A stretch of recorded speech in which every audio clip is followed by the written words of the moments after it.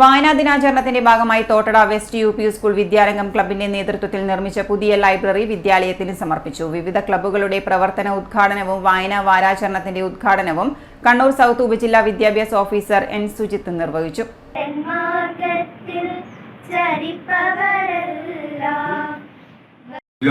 പ്രവർത്തനോദ്ഘാടനം ഔപചാരികമായി ഉദ്ഘാടനം ചെയ്തതായി അറിയിക്കുകയാണ്.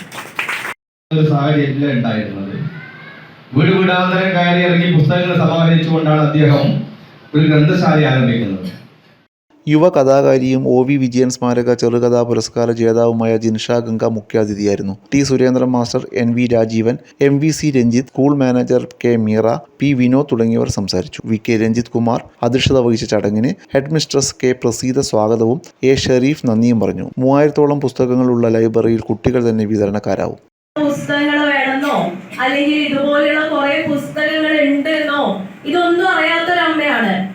ദിവസവും രാവിലെ പണിക്ക് പോയി ഒത്തിരി രാത്രിയിൽ മടങ്ങിയെത്തി അതിനുശേഷം കുട്ടിയുടെ അച്ഛൻ്റെ കയ്യിൽ